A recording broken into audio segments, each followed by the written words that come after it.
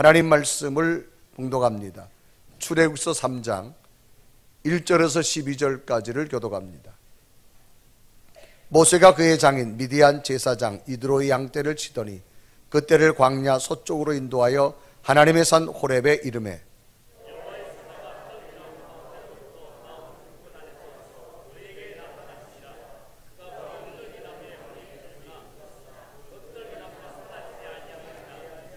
이에 모세가 이르되 내가 돌이켜 가서 이 큰 광경을 보리라. 떨기나무가 어찌하여 타지 아니하는고 하니 그때에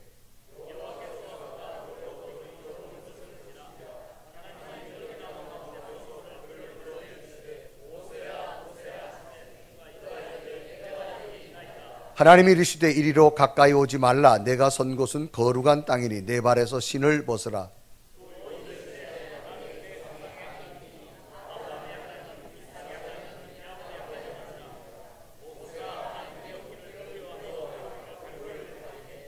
여호와께서 이르시되 내가 애굽에 있는 내 백성의 고통을 분명히 보고 그들이 그들의 감독자로 말미암아 부르짖음을 듣고 그 근심을 알고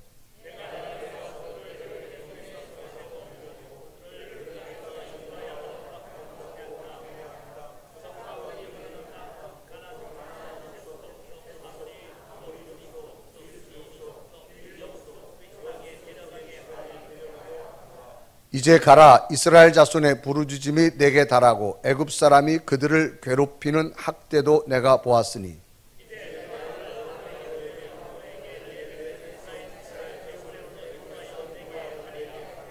모세가 하나님께 아뢰되 내가 누구에게 바로에게 가며 이스라엘 자손을 애굽에서 인도하여 내리까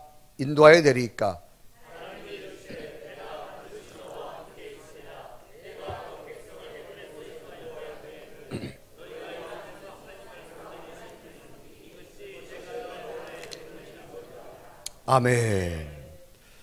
오늘 예배하는 여러분에게 주의 평강과 은총이 함께하기를 주님의 이름으로 축원합니다.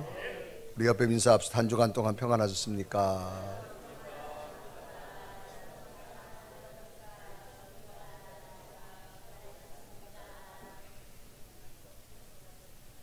위에층도 하셨나요? 자, 다시 인사합시다. 한 주간 동안 당신을 기다렸습니다. 시작.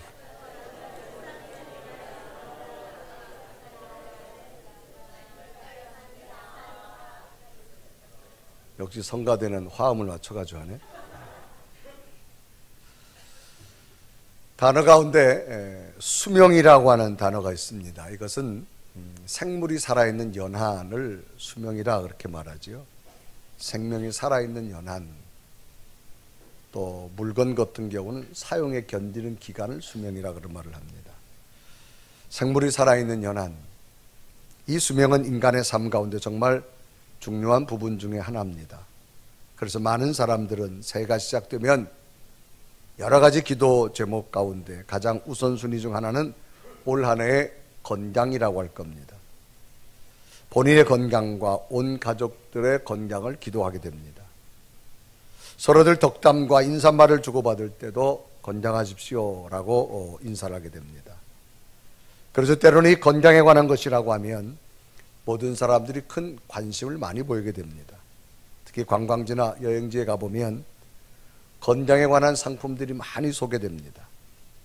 몸에 좋다고 하면 모든 귀와 눈이 그쪽으로 쏠리게 되어집니다. 그것은 사람들의 삶에 있어서 그만큼 수명에 대한 것은 너무나 중요하기 때문입니다. 이처럼 수명이 중요하지만 인간의 삶 가운데서도 수명만큼이나 중요한 것이 있습니다. 그것은 바로 사명이라고 하는 겁니다. 이 사명이란 뜻은 맡겨진 임무라 그런 말이죠.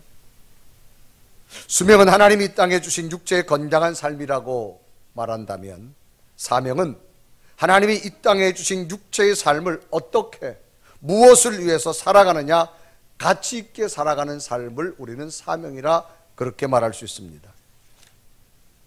그러기에 수명을 다하며 장수하며 건강하게 오래 사는 것도 중요하지만 건강한 이 수명의 삶을 어떤 사명을 가지고 살아가느냐도 매우 중요한 것 중에 하나입니다. 그러기에 인간은 이 땅에서의 삶 가운데 수명의 삶도 중요하지만 사명의 삶도 매우 중요하다는 겁니다. 오늘 본문도 수명만을 위해 살아가고 있는 모세를 부르시어 이제 모세야, 내가 수명만을 위해 살지 말고 사명을 위해 살으라고 하는 하나님의 말씀과 부르심이 기록된 내용입니다. 그래서 미디안 광야에서 40년 동안 살기 위해서 숨어있는 모세에게 하나님 직접 찾아가셔서 말씀해 주시는 것은 바로 모세에게 사명을 주시는 겁니다. 모세가 태어나는 출생적 시기적 상황을 보면 히브리 노예들이 애굽에 정착되어져서 오래 지나다 보니까 히브리 노예들이 너무너무 많아지는 거예요. 그래서 애굽의 왕이 이제 두려워하기 시작합니다. 혹시 저것들이 폭동을 일으키면 어떡할까? 그래서 왕이 법을 정합니다.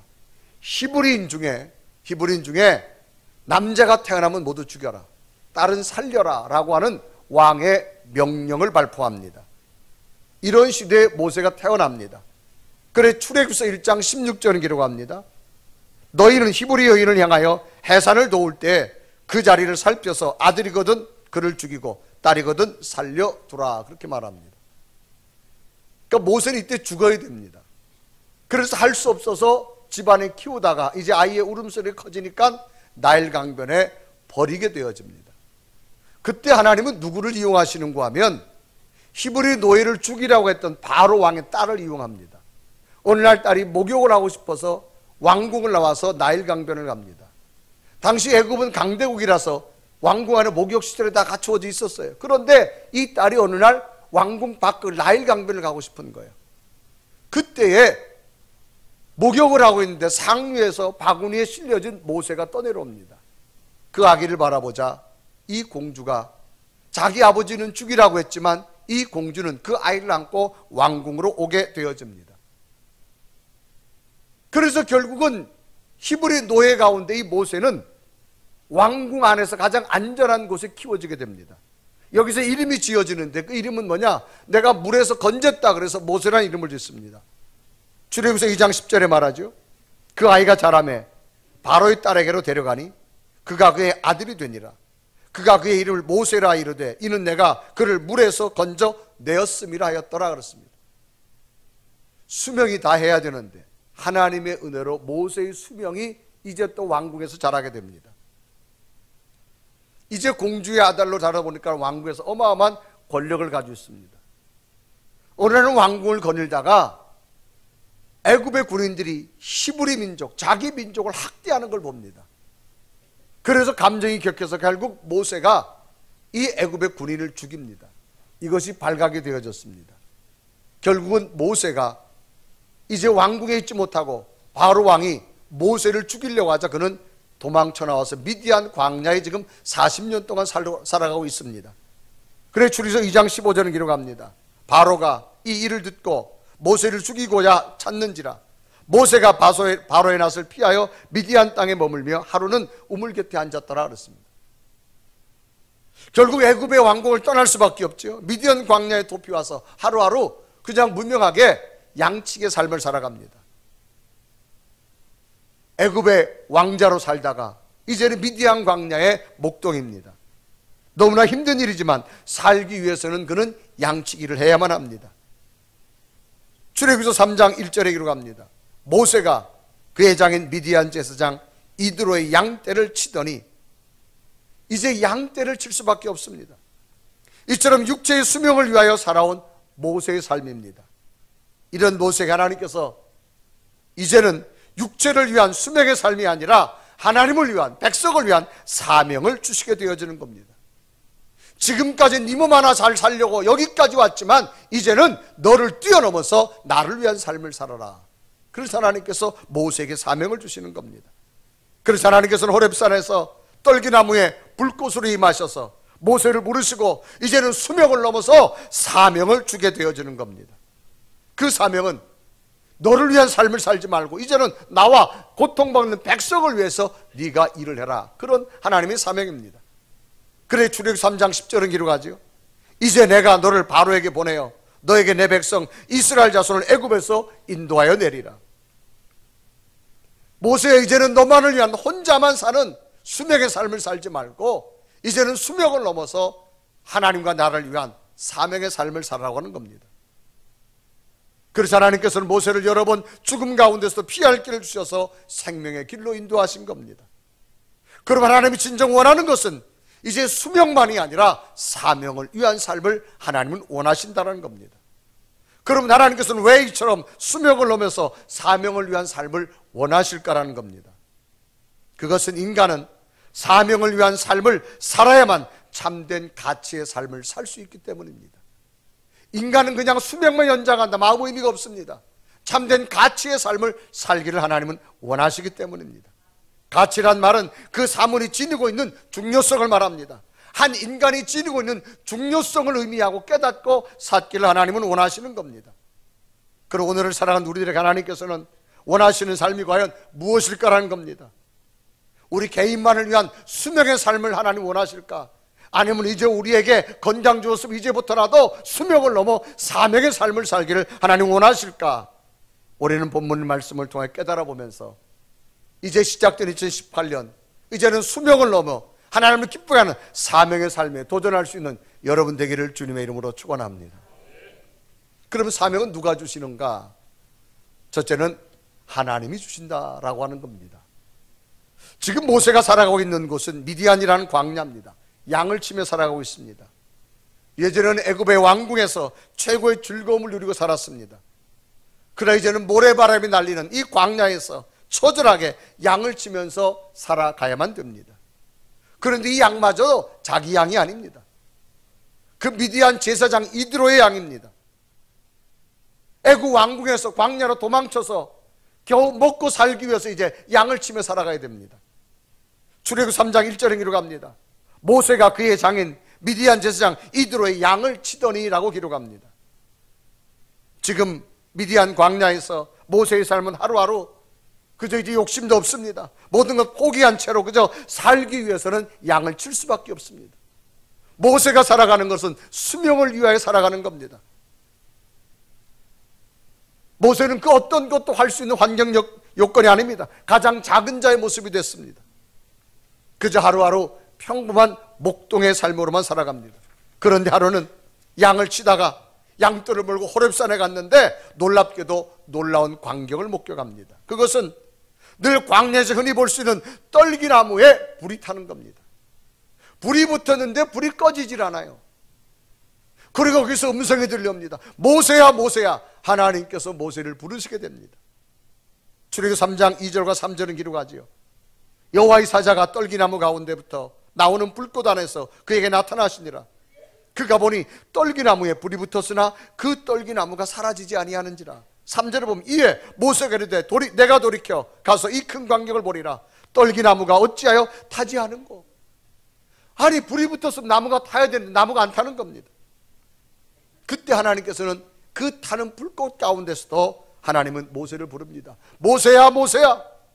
그래서 4절 보면 여호와께서 그가 보려고 돌이켜 오는 것을 보신지라. 하나님이 떨기나무 가운데서 그를 불러 이르시되 모세야 모세야 하시매 그가 이르되 내가 여기 있나이다. 이에 모세가 대답합니다. 신기합니다. 불은 붙어 타는데 나무는 안 타고 그 속에서 하나님의 음성이 들려오는 겁니다. 자기 이름을 부르는 겁니다. 하나님 내가 여기 있습니다. 너는 지금까지 목숨을 건지기 위해서 수명적인 삶을 살았다면 이제부터는 수명을 넘어서 나를 위한 사명의 삶을 살아가고 하면서 모세에게 사명을 주시는 겁니다. 모세 이제는 숨어있지 말고 담대하게 바로 앞에 가서 고통당하는 네 백성을 구원하라는 겁니다. 출애굽 3장 10절에 기록합니다. 이제 내가 너를 바로에게 보내어 너에게 내 백성 이스라엘 자손을 애굽에서 인도하여 내리라 라고 말합니다.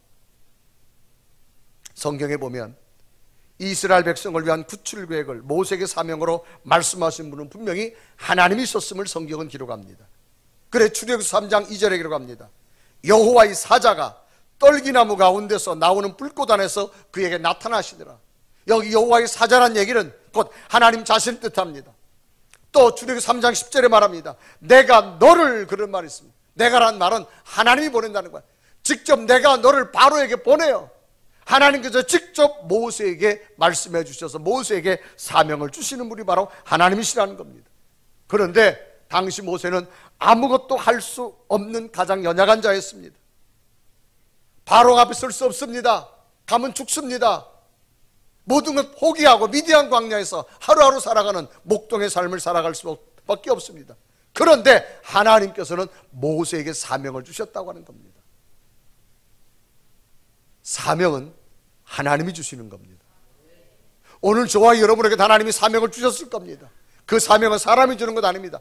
하나님이 주시는 사명임을 믿으시길 바랍니다. 사명이란 말은 맡겨진 임무입니다. 하나님이 내게 맡겨준 임무입니다. 그 사명은 누가 주셨을까? 하나님이 주셨다는 겁니다.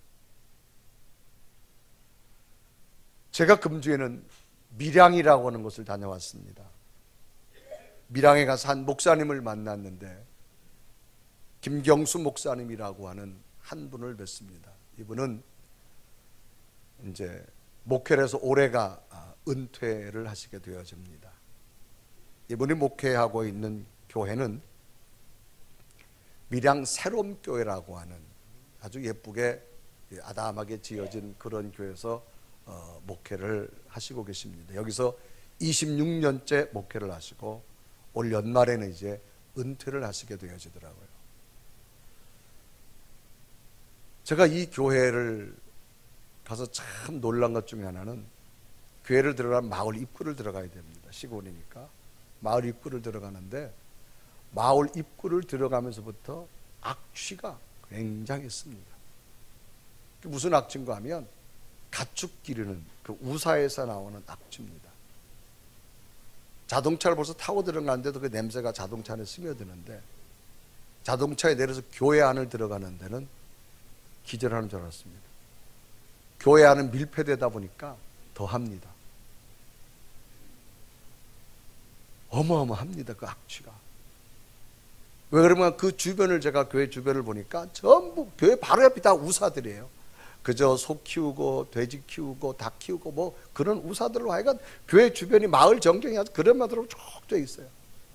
스레띠 지붕 해가지고 전부 그렇게 돼 있어요. 그래서 첫날 예배를 인도하는데 너무 힘든 거예요. 그래서 제가 기도해서 하나님,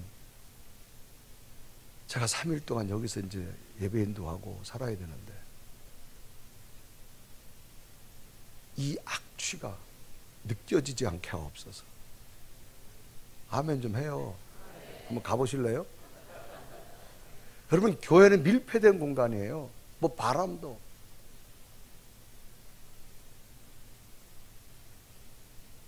그런데 그 목사님은 거기서 26년 동안 목회를 하신 거예요. 제가 왜 그런 거 봤더니 그 마을 입구에 팻말이 있었어요. 그 팻말에는 신생마을이라고 하는 그 마을에 팻말이 돌로 이렇게 있었어요. 그래서 신생마을 쪽으로 이제 들어가는 그런 장면에 팻말이 있었습니다. 그리고 그 신생마을 들어가는 입구에는 신생의원이라고 하는 병원이 있었습니다.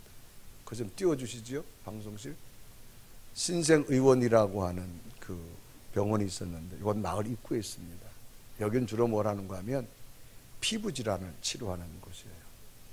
그 마을은 한센병 그런 분들이 기거하는 곳이었습니다. 그러니까 그분들이 할 수 있는 것은 이 축사였습니다. 한 200여 가구가 운집에 살아 있었는데 이제는 많은 분들이 돌아가시고 한 100여 가구 정도가 그곳에서 축사를 하시면서 살아가게 되어졌습니다. 거기서 그 목사님은 26년 동안 목회를 하신 거예요. 그들과 함께 생활하면서 그들과 함께 나누면서 그분이 거기서 장례식을 치렀는데 본인이 직접 염을 하셨다 그래요. 한 80여 분을 염하셨는데 이분들은 돌아가시면 다른 사람보다 몸이 빨리 부패한답니다. 그래서 정말 가서 시신을 만지면 이렇게 막 시신이 물러질 정도로. 그래서 제가 그랬어요. 목사님 26년 동안 어떻게 목회를 하셨냐고. 본인도 26년 전에 처음으로 이 교회에 부임을 할 때 금식기도 했답니다. 하나님, 제가 가야 될까요? 말아야 될까요? 하나님의 사인은 가라는 거였어요. 그래서 아내와 가족들을 데리고 이곳에 왔는데 26년 동안 목회했는데 그 목사님이 하는 말이 그래요. 하나님이 하셨다는 거예요. 근데 참 놀라운 거는요. 제가 첫날 하나님 이 역겨운 냄새가 제게 느껴지지 않게 하옵소서. 근데 놀랍게도요. 그곳에 있는 동안 왜 이렇게 구수해요? 이야, 이 참 하나님 은혜입니다 이게. 여러분 겨울철이 이런데 여름은요 이게 뭐 말도 못합니다. 그래서 그분이 26년을 목회하고 이제 은퇴를 하시게 되는데 교회를 아주 돌로 이렇게 보시면 예쁘게 지어졌어요. 그러니까 건축을 하게 된 동기가 5년 전이랍니다. 5년 전 주일날이 됐는데 그리고 월요일은 그 교회가 부흥회를 하기로 했답니다. 했는데 목사님이 갑자기 머리가 아파가지고 너무 견딜 수 없어 병원에 가니까 뇌출혈이 된 거예요. 그래서 부산에 있는 그 고신대 병원에 이제 입원을 하게 되어졌지요. 월요일부터 부흥회다 보니까 부흥회를 취소할 수밖에 없어요. 목사님 안 계신데 어떻게 부흥회를 합니까? 그래서 그 부흥회를 갑자기 취소를 하고 그런데 주일날 밤에 교회가 불이 난 거예요. 그 목조 건물이었는데 다 타버렸어요 교회가. 담임 목사님은 병원에 입원하시고 교회는 불나고. 자 여러분 이 상황을 한번 생각해 보십시오. 목사님 목회가 얼마나 그래도 목사님이 이제 수습을 해야 되니까 병원에서 며칠 있다가 나오는데 이제 분명히 뇌출혈이 있어서 수술을 준비를 했는데 마지막 또 사진 찍는데 뇌출혈이 다 사라진 거예요. 신기할 정도로. 그러니까 의사들이 이게 도대체 무슨 일이냐. 그리고 이제 교회를 왔는데 교회는 뭐 다 불타고. 근데 목사님이 그 광경을 보고 얼마나 감사했는지 월요일부터 그 교회가 부흥회다 보니까 거기는 사람들이 부흥회를 하면 이 전기 심야 전기 보일러를 해놔가지고 교회에서 많은 성도들이 잔대요. 그냥 왔다 갔다 안 하고. 근데 만약에 불이 났으면 부흥회 때 사람들이 어마어마하게 사상자가 생겼었다는 거지. 하나님께서는 자기를 아프게 하셨고 그 화재 속에 성도들을 살렸다는 거예요. 자기네 교회는 통상적으로 부흥하면 교인들이 그냥 잔답니다. 이렇게 왔다 갔다 잘 안 하고. 그러니까 거기서 그냥 교회만 탄 거예요.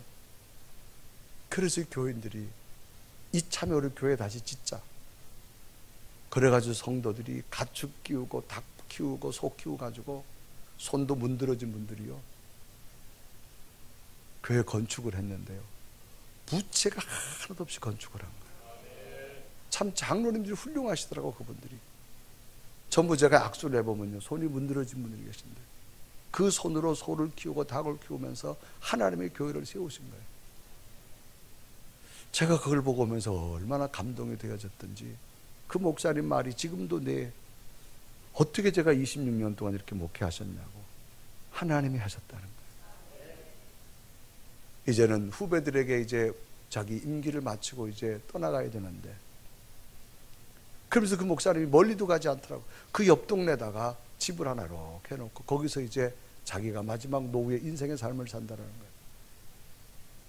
여러분 사명은 누구나 하나님이 주십니다. 여러분 어떤 사명 여러분이 주신다 할지라도 그 사명 하나님이 주셨음을 믿으시기를 바랍니다. 그래서 모세에게 불러서 사명을 주시고 있는 하나님의 모습입니다. 그러면 사명은 누구에게 주시느냐 그 말입니다. 성경은 충성된 자에게 주신다는 겁니다. 사명은 아무나 주시지 않습니다. 충성된 자에게 주신다. 충성이라는 말의 뜻은 진정에서 우러나오는 정성을 말합니다. 진정에서 우러나오는 정성, 쉽게 말하면 마음에서 우러나오는 정성을 말합니다. 이 정성이란 말은 여러분 그 속에 성실성과 진실성이 담겨져 있는 말이 정성이란 말입니다. 하나님 누구에게 사명을 주시는가? 자신에게 맡겨진 일에 대해 정말 마음속으로부터 우러나오는 진실됨과 최선을 다하는 자에게 하나님은 사명을 주신다는 겁니다. 오늘 성경에 보면 모세는 당시 상황적 모습을 기록하고 있는데 양을 치고 있습니다. 그것도 자기 양이 아닙니다. 이드로의 양입니다. 그래 출애굽기 3장 1절에 기록하죠. 모세가 그의 장인 미디안 제사장 이드로의 양떼를 치더니 그 양떼를 광야 서쪽으로 인도하여. 하나님이 주신 사명을 언제 들었느냐? 양을 치다 들었어요. 그 양을 또 서쪽으로 이동하다가 어디까지 가냐? 호렙산까지 갔습니다. 자신의 양이 아닙니다. 이드로의 양입니다. 대충 쳐도 됩니다. 이드로가 지금 옆에 있는 것도 아닙니다. 광야에서 누구 하나 보지도 않고 간섭도 하지 않습니다. 대충 양을 쳐도 됩니다. 그런데 모세는 그렇지 않았습니다. 아주 정성스럽게 자신에게 주어진 양을 최선을 다해서 양을 치고 있을 때에 하나님께서 모세에게 찾아오셨다는 사실입니다. 하나님은 지금도 마찬가지입니다.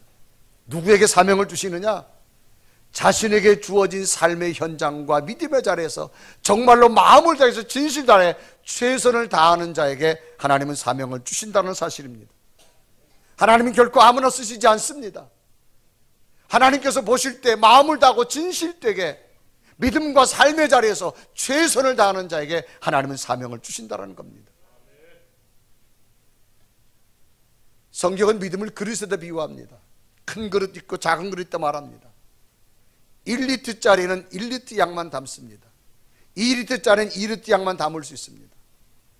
하나님도 믿음의 그릇에 따라 담게 되어집니다. 진실된 믿음, 마음으로 정성된 믿음, 하나님을 향해 여러분 하나의 진실됨 꺼리낌도 없는 충성된 믿음의 성도들이 되어주시기를 바랍니다. 과거에는 애국 왕국에서 공주의 아들로 자랐습니다.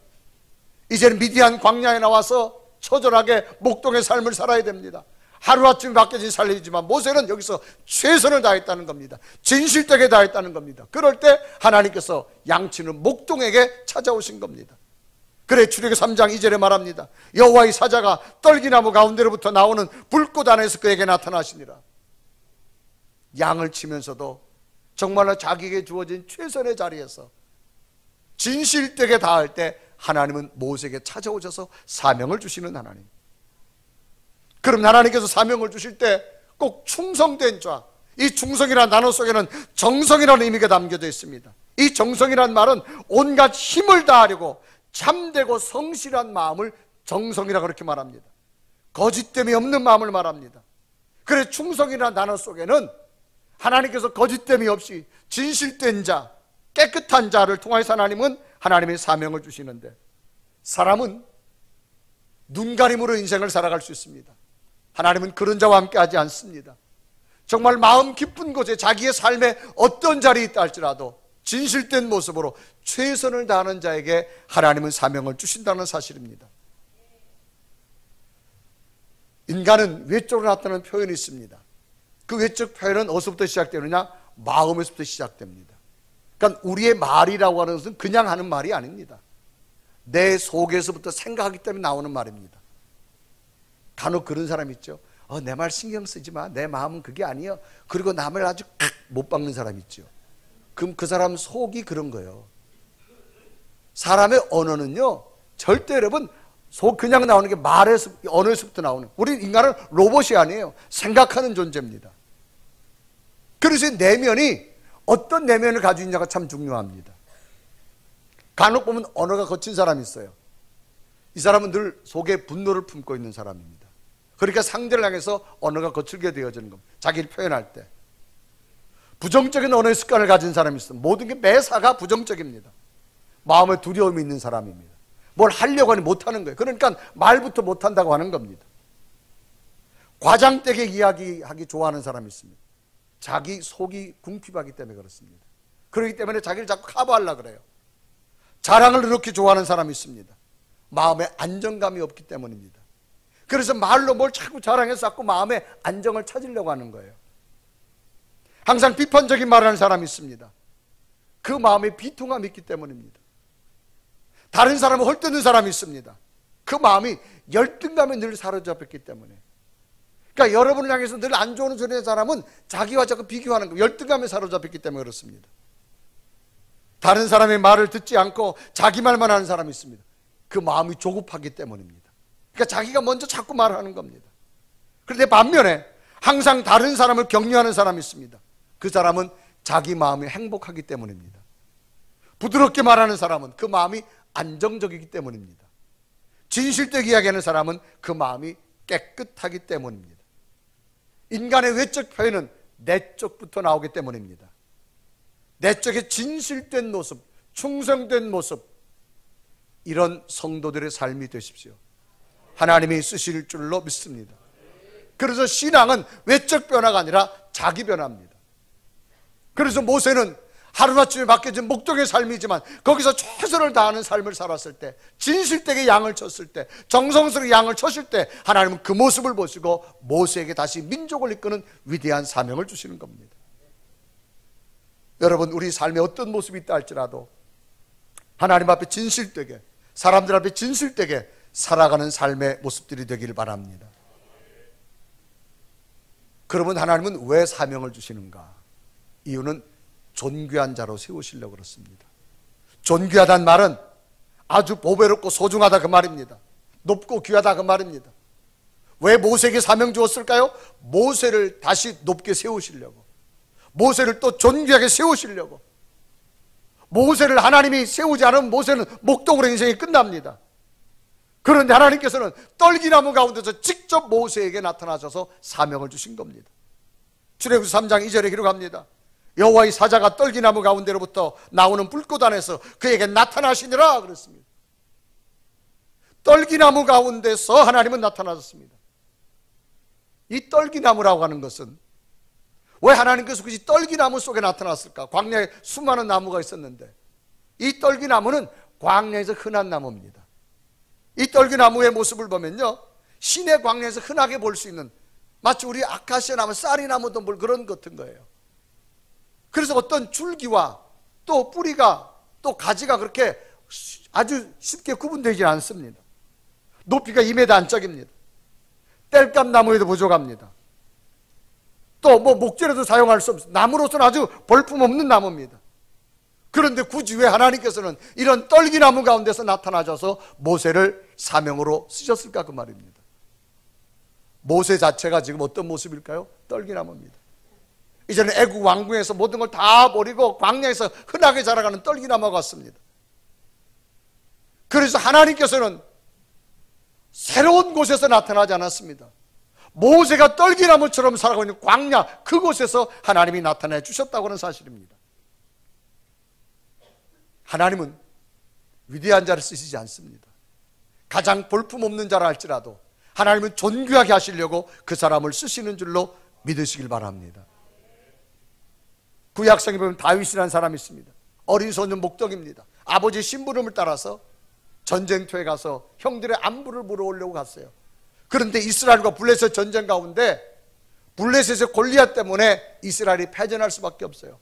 왕도 포기하고 모든 장수도 포기합니다. 그래도 다윗에게 뭐가 생기느냐? 하나님 믿지 않은 저 이방 사람들이 하나님을 모욕하는 것이 자기 속에 용납되어서 거룩한 용기가 생겨서 담대하게 죽음이 온다 할지라도 나는 하나님을 모욕하는 저를 가만두지 않겠다고 골리앗 앞에 나가게 됩니다.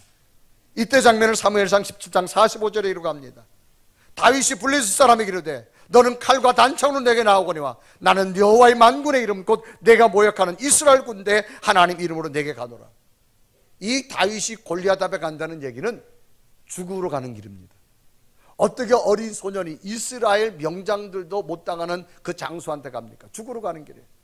그런데 다윗에게 뭐가 있었냐? 하나님의 거룩한 용기를 가지고 있었습니다. 그런데 하나님께서는 이 평범한 시골 목동이었는데 끝내는 이스라엘의 2대 왕으로 세우게 되어집니다. 그래서 사무엘하 5장 4절에 말합니다. 다윗이 나이가 30세에 왕위에 올라 40년 동안 다스렸으되 어떻게 평범한 목동이 왕이 됩니까? 하나님의 사명을 감당하고 나니까 하나님이 존귀케 세워주신 줄로 믿습니다. 그래서 성경은 후에 사울은 이 사도 바울이 다윗을 뭐라 말하느냐?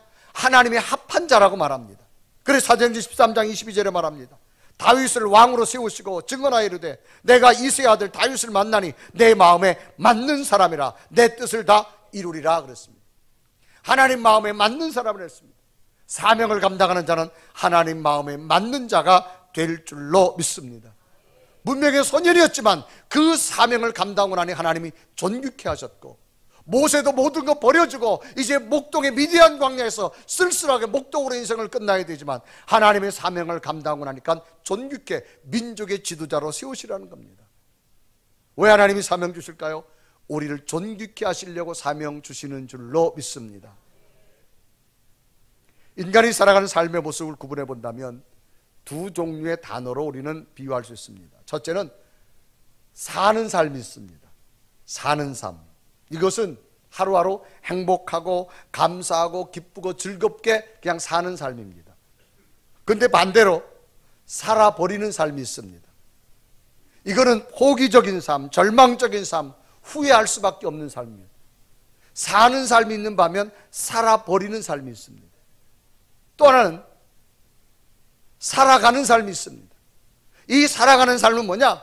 표범이 마치 어떤 먹이를 발견했을 때 맹렬하게 뛰어가는 열정과 희망과 진취와 도전적인 삶이 살아가는 삶입니다.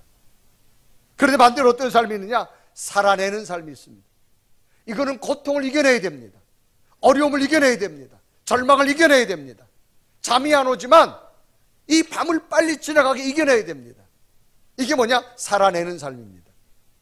오늘 우리 속에 하나님의 은혜와 하나님의 믿음이 있다면 하루하루 행복과 감사로 사는 삶이 되시고, 하나님이 내게 주신 믿음의 꿈을 가지고 도전과 진취적으로 살아가는 삶이 되어야 될 줄로 믿습니다.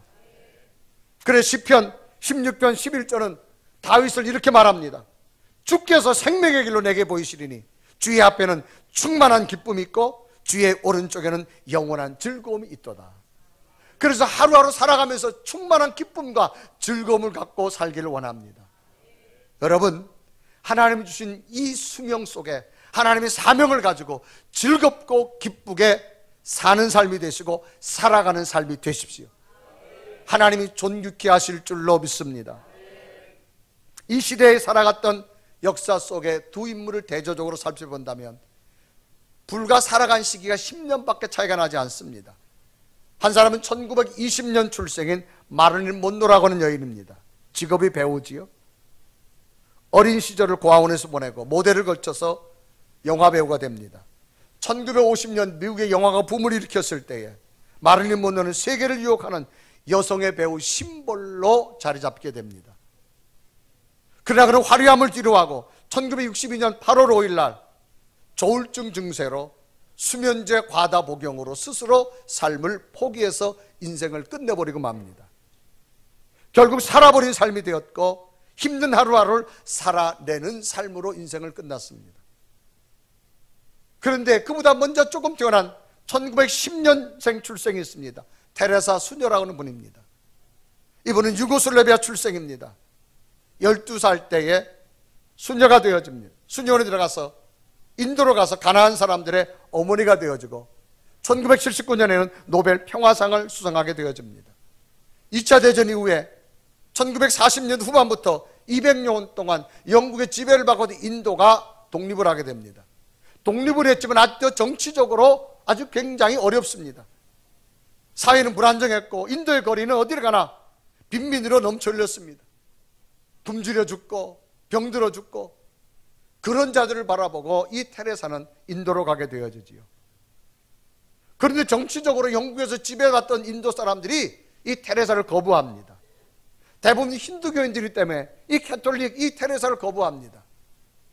그럴 때에 이 테레사는 당시 인도 사람들, 가장 가난한 사람들이 옷을 입고 다니는 흰색 옷, 자기의 검은 수녀복을 벗고 그들과 함께 흰색 옷을 입고 그의 삶을 살아갑니다.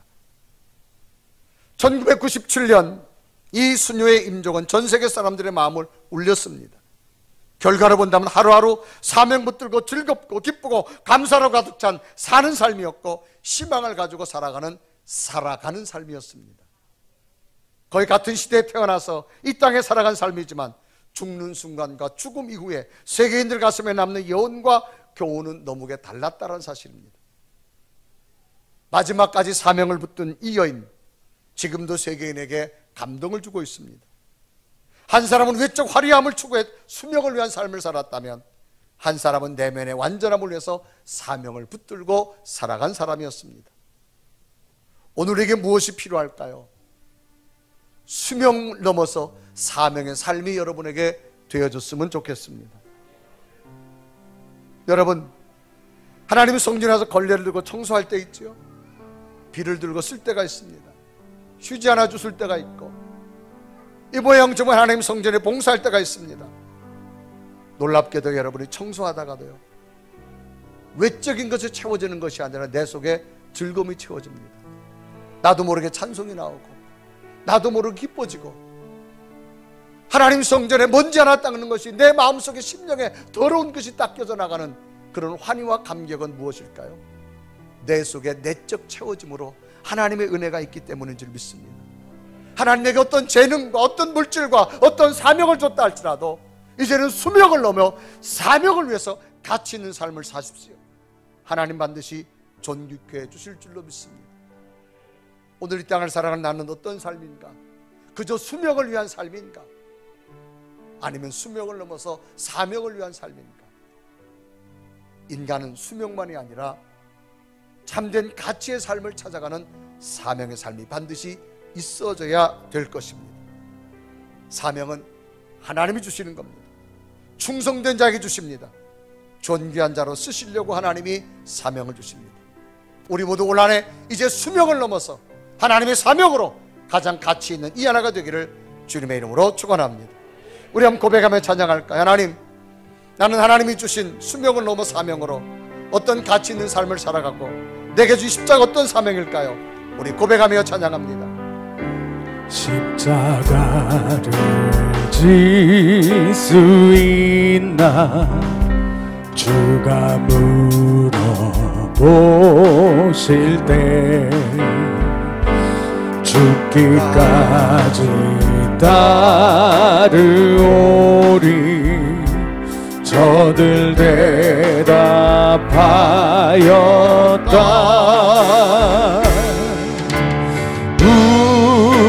우리의 심령 주의 것이니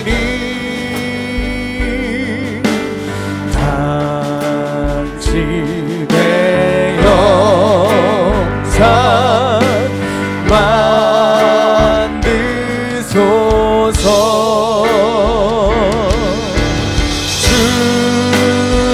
주인도 따라 살아갈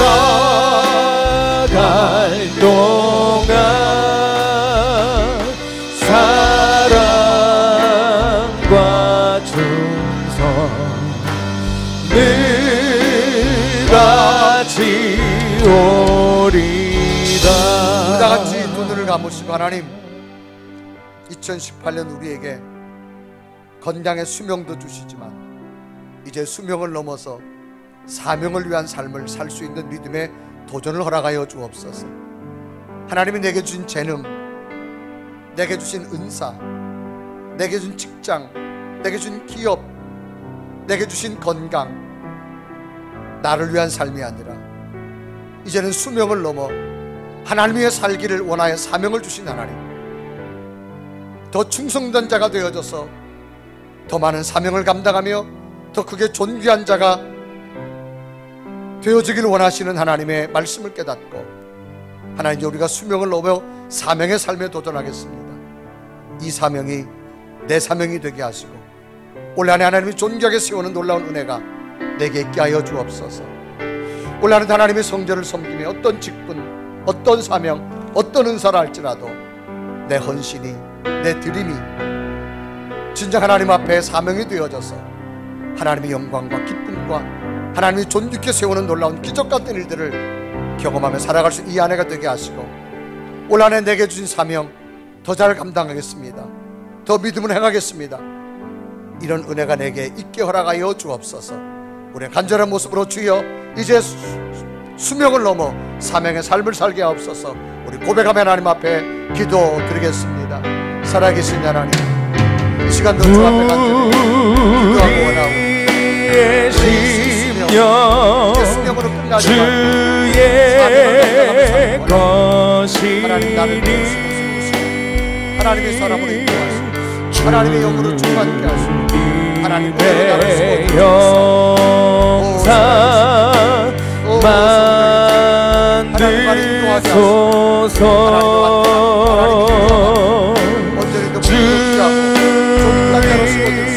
주인도 따라 살아갈 동안 사랑과 충성 늘 바치오리다. 하나님, 올 한해 우리에게 더 큰 건강으로 수명을 주실 줄로 믿습니다. 이제 수명을 넘어 하나님 주신 사명을 붙들고 더 가치 있는 인생과 믿음의 삶을 살아가는 성도들 되게 하여 주셔서, 하나님은 충성된 자에게 사명을 주시고 사명을 감당하는 자를 존귀케 하신다고 했사오니 올 한해도 하나님 주신 사명 붙들고 온전히 충성되어 하나님을 기쁘게 하여 저들을 세워가는 것이 아니라 세워주는 저들의 가정, 저들의 직장과 기업, 세워주는 자녀들의 미래를 보게 하여 주옵소서. 예수 그리스도의 이름으로 간절히 기도드리옵나이다.